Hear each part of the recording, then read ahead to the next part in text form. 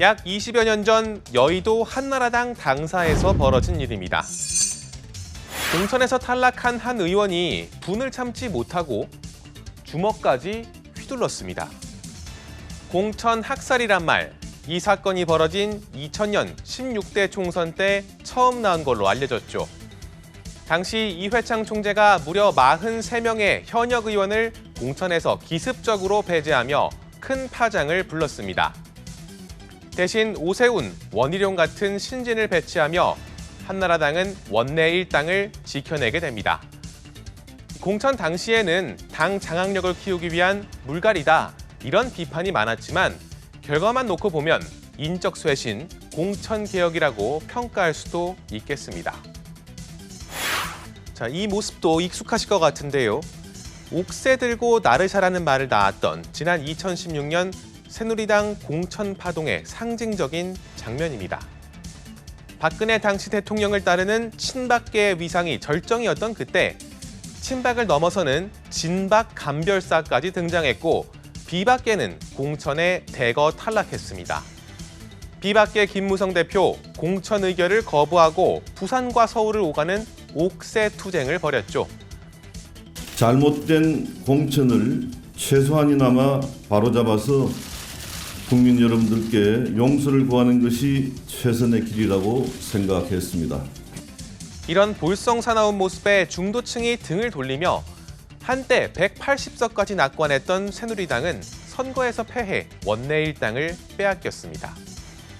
비교적 최근이죠. 지난 21대 총선 때는 이른바 호떡 공천 파동이 벌어졌습니다. 공관위가 올린 후보를 최고위가 뒤집어 당대표 측근을 공천하더니 비례위성정당이 독립을 꾀하다 실패하고 결국 비례대표 명부를 뒤집어 엎는 촌극이 빚어졌습니다. 이런 혼란 속에서 미래통합당 참패를 면치 못했습니다. 자, 민주당으로 가보겠습니다.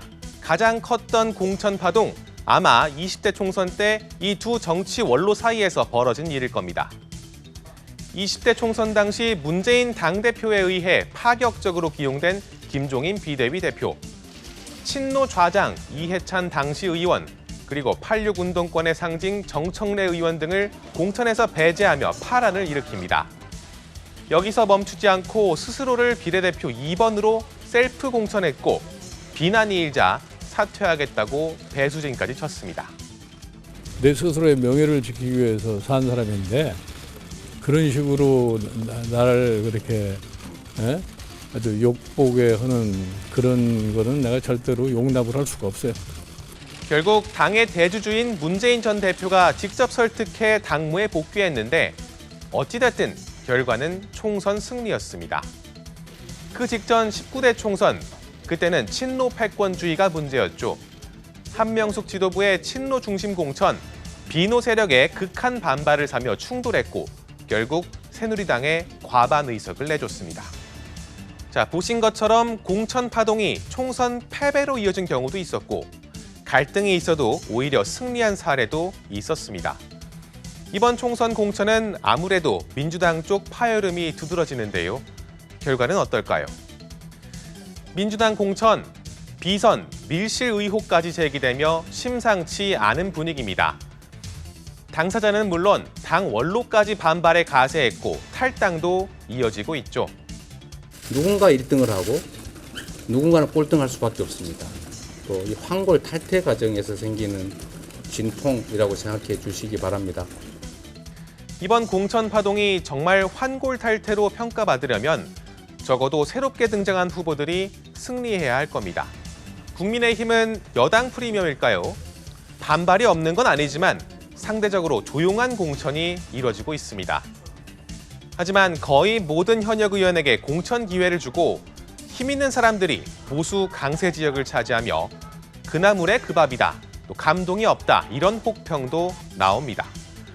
남아있는 영남과 강남에 대한 공천에서 얼마나 쇄신적인 모습을 보일지가 남은 관건이겠습니다. 이 물갈이 비율이 높은 당이 이긴다는 여의도 통설, 지난 총선 더 많이 후보를 교체한 보수당이 오히려 패배하며 보기 좋게 깨졌습니다. 참신한 얼굴을 선보이는 것에 더해서 그 과정도 공정하고 또 원칙에 부합해야 유권자를 설득할 수 있다는 해석이 가능할 것 같습니다. 이 공천 다 끝나지 않았습니다. 여야 어느 쪽이 민심을 얻을지 지켜보겠습니다. 지금까지 여의도 풍향기였습니다.